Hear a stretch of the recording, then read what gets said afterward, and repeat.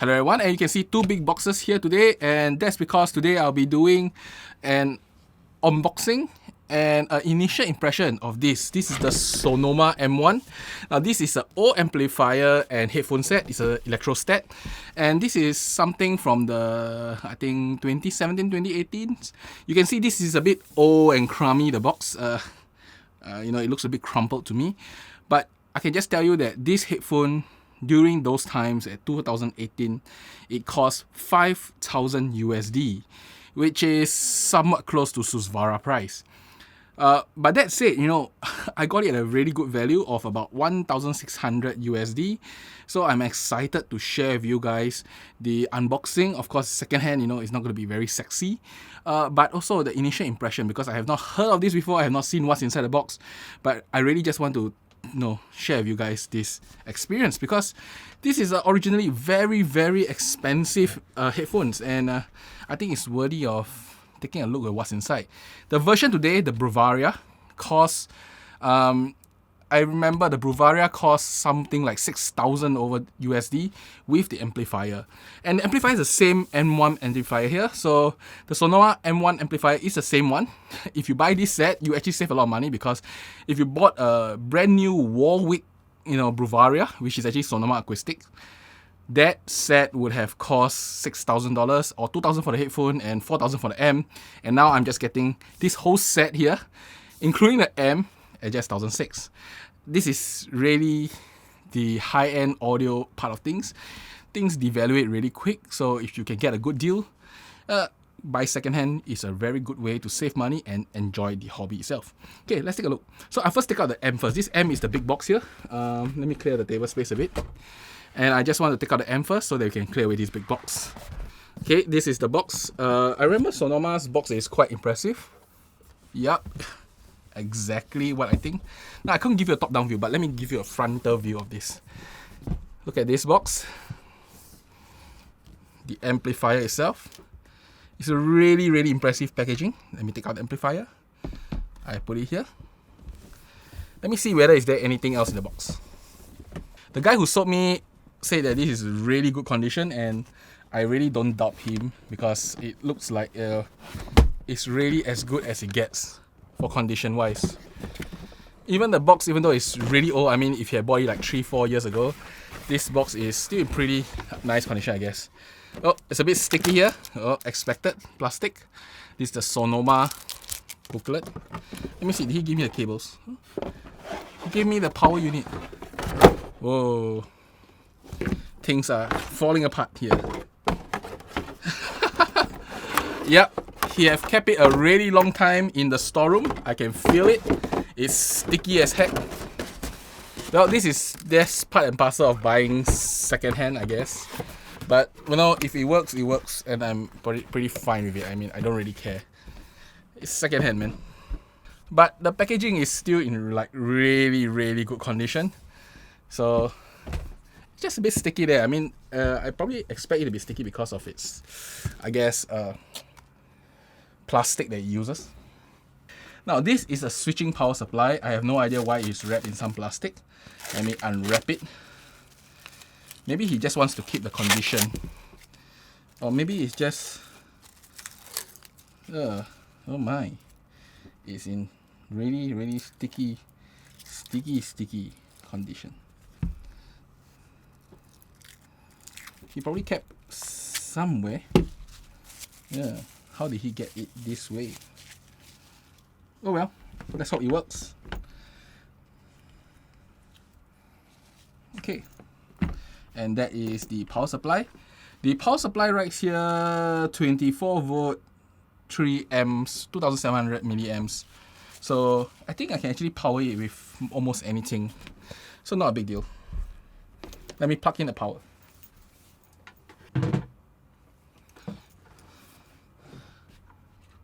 It uses a locking power supply, so this is actually quite common in the industry, so that things don't slip out. But not very common for home usage, at least for me. I notice it more in home industry level audio equipments. Okay, just now was the amplifier. Now let's take a look at the headphones themselves. So the amplifier was very sticky, the boxes. Let's hope that these headphones are not that bad. I mean, the guy showed me a lot of videos on it and it looks quite good. Oh, it looks quite good.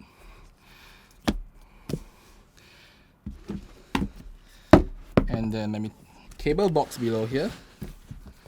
There is underneath, and the cable is here. Oh, it's in good condition.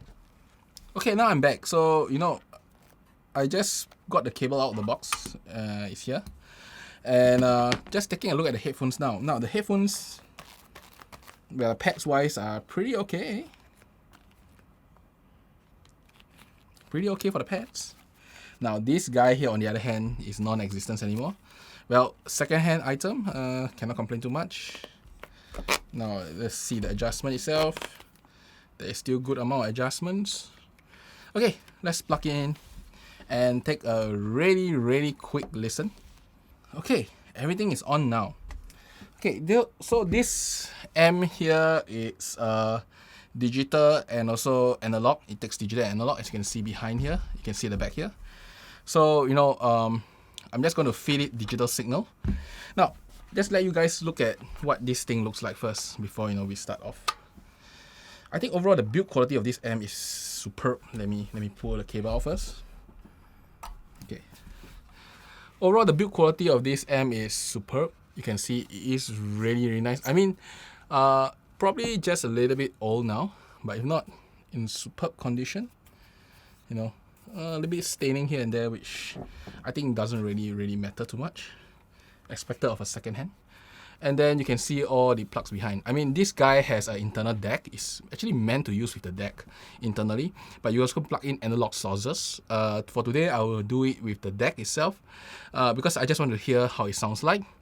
And I will compare with my Abyss Diana Phi here, and I will use the DAC as a DAC itself because this guy has also ESS DAC, same as this guy, and the M here will be a Broadway, and it will have more than enough power. So I'm just going to listen to this, both of it, and give my very initial impression of the Sonoma M1. I mean, this is like state of the art during the 2017s and 2018s, and even today it should be pretty up there with the best. I mean, the Abyss and stuff for Dianas came in later, 2019, but I don't think it really makes that huge of a difference in terms of quality. Okay, so I power it up. Now I have my own USB cable here. Let me plug it in. Okay, now that I've plugged in, let's take a listen. And very quick listen. I mean, I got it at a very good deal. I'm not going to complain about its exterior quality too much because overall it still looks pretty good. I mean, things could be a little better, but not too much complaints on that.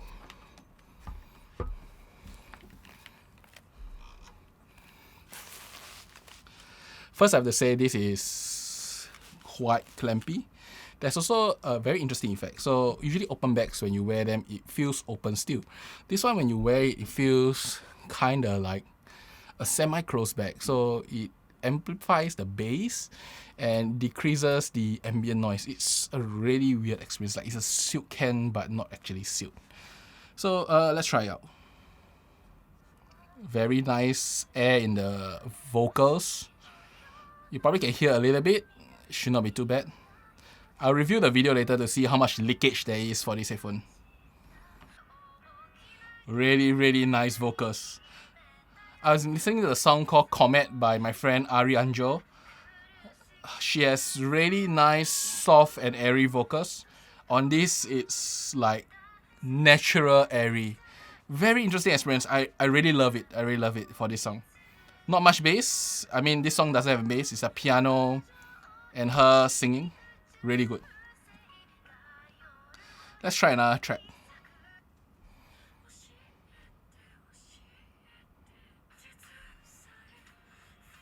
Good bass. Very tight. Very good quality. Very clear. Very nice vocals. When I speak like this, it really sounds like a closed can. I'm currently listening to Unravel from Edo, There's a mixture of bass and her singing.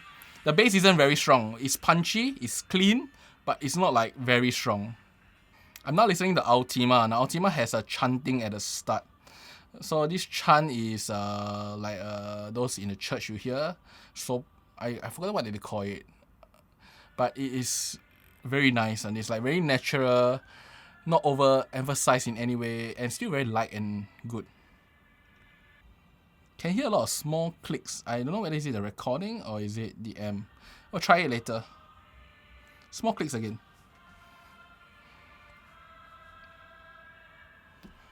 Let me put further away. The bass is really nice. It's nicely textured. Very good. I say as good impact. Not a lot in quantity, but good impact. And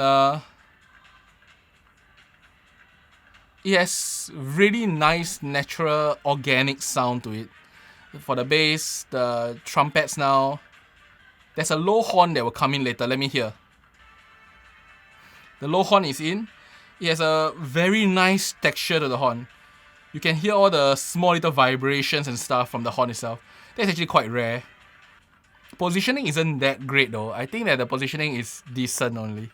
It's mainly like left, right, slightly in front, but left, right. Not like holographic in nature, say something like using the emblem with the verite close. But the separation is good. The instruments are very cleanly separated. It's just not very well positioned. The position is quite limited to width-wise, not much depth in nature. Moving your head creates weird sounds. Like suddenly the side that you move to will get quieter. Like it's kind of like moving off plane. It's weird. Okay, I think I heard quite a bit already, and I really enjoyed the sound itself. It's not like a very wide soundstage, but it's more of I guess, mid-size soundstage really compared to most planars, like something like the LCD type. That's how it feels. It's a little bit, a touch warm, but almost very natural sounding. Like things are very responsive, fast, transient and stuff. You know, this kind of thing that you relate to electrostat. I don't think it's like the fastest sounding ever headphone. I think it is just really nice to listen. That's how I say. Everything is just well balanced. I don't know whether that's a good thing or not. I mean, most likely when we buy headphones, we tend to want a bit of flavor.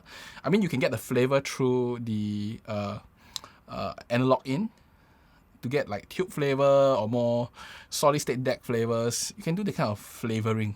But just from this device, the base flavor itself, surprisingly with an ESS DAC, it still feels a little bit neutral to warm sound. But you know what? Let's try with the Abyss here and then confirm my thoughts on this headphone amplifier for the initial look. Now, using this is a bit clunky as always, of the switch and stuff, but I like this setup because it let me like try out stuff without much issues really. Let me hear the same song, Ultima, again. Yeah, this is more open, but it lacks the body. This thing has quite a bit of body. And this thing actually sounds more natural. This sounds like airy and open. But that's the kind of feeling I get when listening to the Fee usually. It's very open sounding even though things are very close. And this is actually really close to me. This actually feels a bit more open. But when it talks about room size, this feels like a huge ass room, while this feels like a smaller room, but things are more spread out. That's the kind of feeling I get. Pretty much the same kind of description I have with, like, say, the Abyss 1266 versus the Susvara. Let me hear this portion here. Definitely the Sonoma M1 here sounds more natural. This one sounds a bit neutral to cool sound. And how do I put it? Very like a recording, while this one sounds like a hall. Yeah, the bass of this is slightly more impactful, but this is tight, like really tight.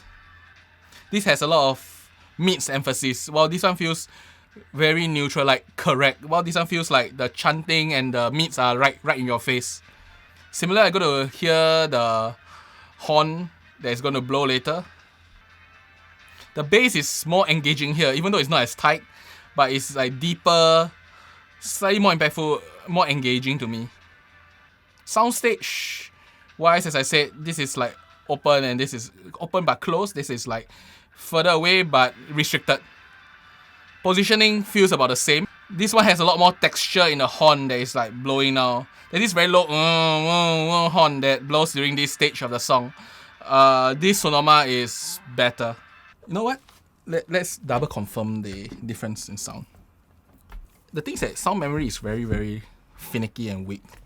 So it's always good to compare on hand. I mean, it's still not the best. There's still, you know, you look at it, it feels good. But I can tell you that both sets here cost about this. No, this side costs a lot more. So if this side doesn't win, actually, I don't know. Maybe I lack favoritism. Okay, let's listen to this again. One thing I don't like is that the cables are a bit hard. I mean, I think that the newer headphones are a lot better, the Bruvaria and the Aperio. But this is hard cables, man. Yeah, the bass is not as impactful. This is really like things are all around you. Very light. The bass is just tight here. The bass horn texture is really good. The sub bass is, I say, is better. It's cleaner. Yeah, the texture here is superb. The bass texture here is unbeatable compared to this.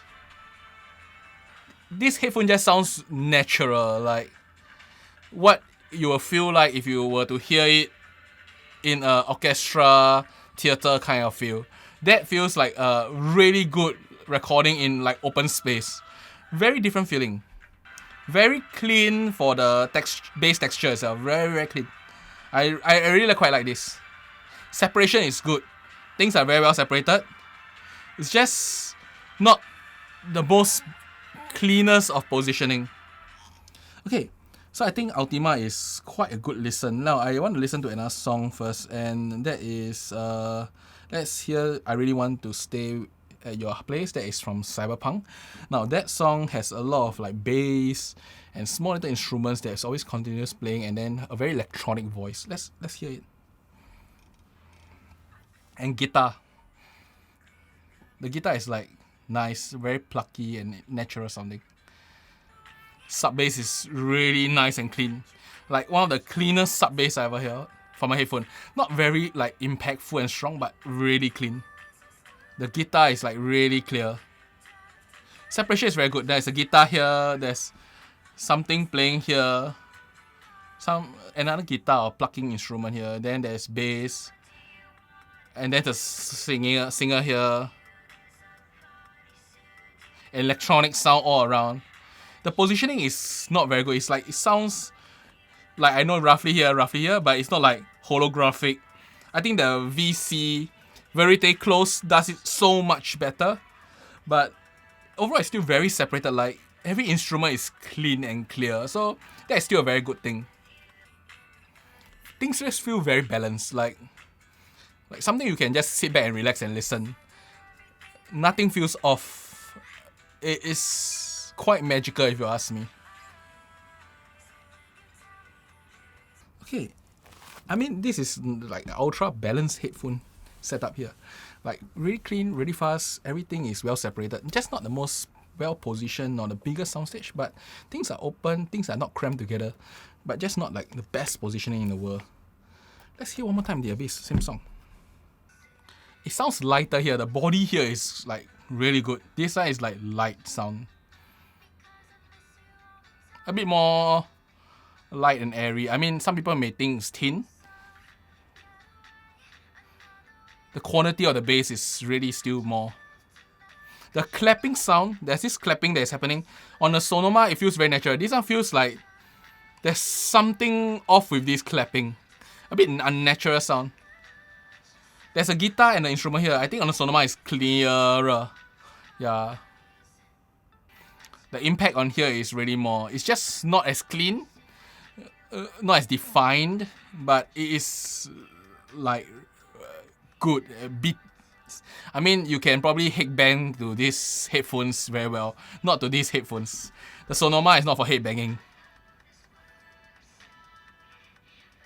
Like the bass, this part is like dung dung dung dung dung dung dung dung. You can feel it.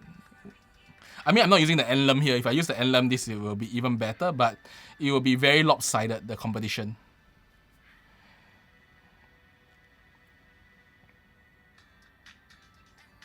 Yeah, the bass is just not as textured and clean, but the quantity is there, and it hits harder. So it's a lot more fun to listen.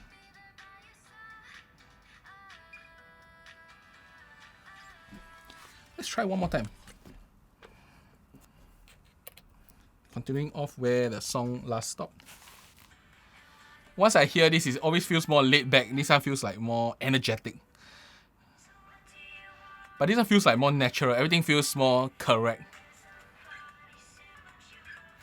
The bass here is really just very tight and clean. Tight and clean and textured. While this one is like boom, boom, boom. This one is like dung, dung. That's the feeling I get for the bass here.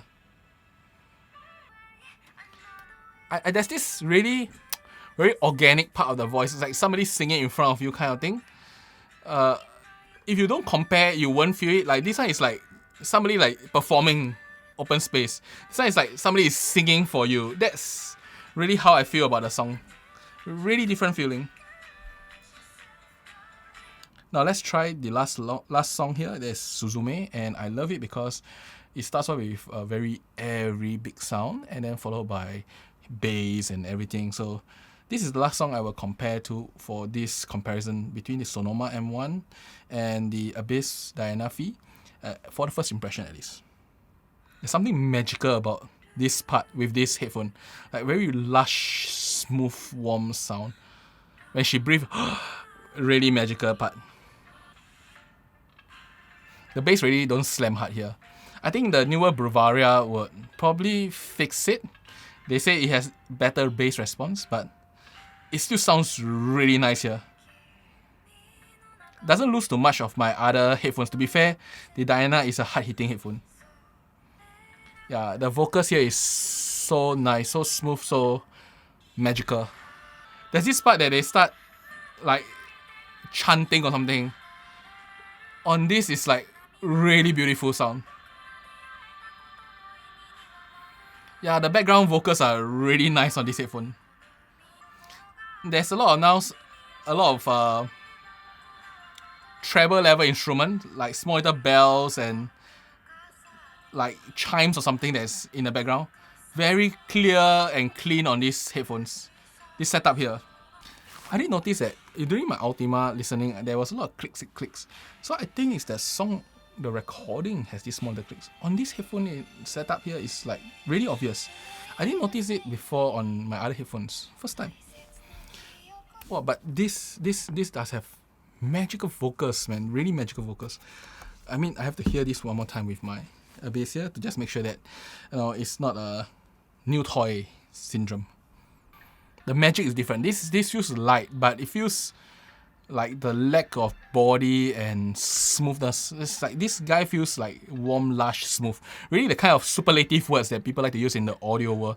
But you can really feel it. The body has like that thickness, yet it doesn't feel sloppy.